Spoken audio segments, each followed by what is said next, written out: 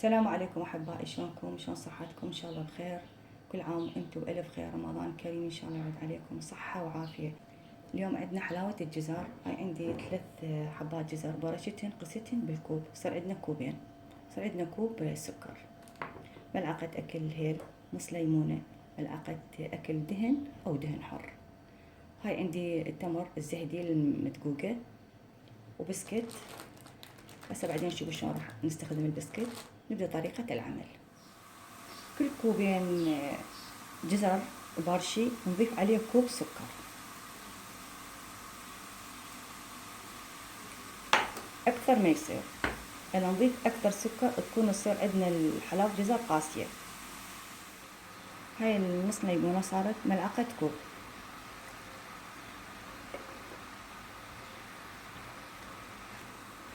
يعني الليمونة كلها صغيرة النص. طبعا البسكت لازم نفتته، يعني تريدوا تحطوا كيس تدقون انتو ليكم، هاي بكيفكم انتو. طبعا هي ما تاخذ وقت. هسه راح اضيف، طبعا احنا البسكت ما راح نضيفه كله، كوب.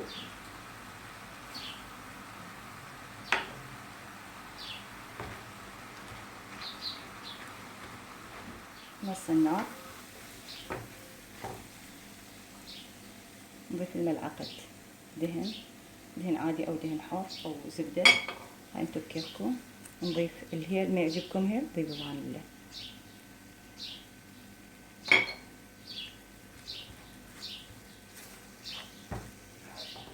يعني كل الوقت 10 دقائق هي تجهز.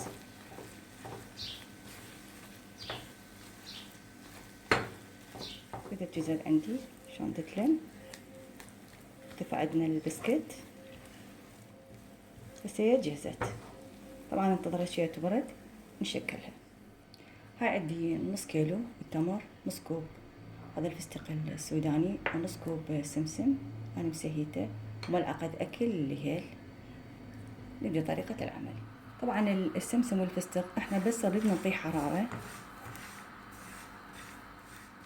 من نضيفه خاطر على التمر يعني شلون رأسا ينهرس وياه يكون هو حار. احنا شوية بس طينا حرارة، هاي يكفي. راح اروح اثرمه بالماكينة وارجع لكم. اضيف الهيل، ملعقتين هاي راشي او طحينية،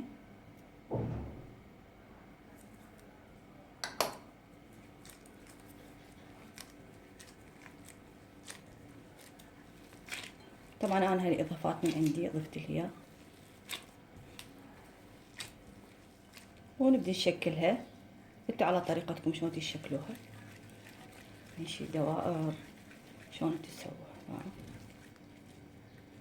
بلا سمسم نضيفوها، تخلوها بان، خليها بالسمسم.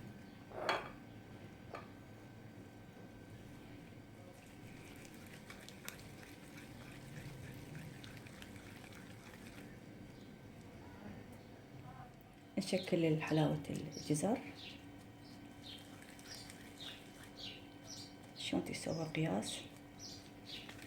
صغيرة كبيرة غمسها بالبسكت.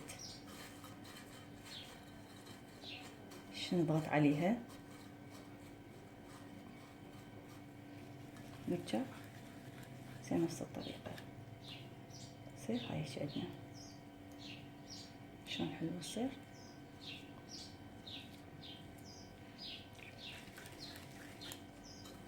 نغمسها البسكت. شنو نضغط عليها.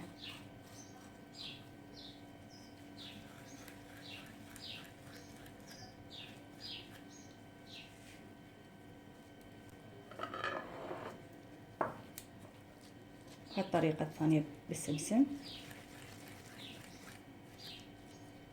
شنو نقلل حجمها ليه بالسمسم.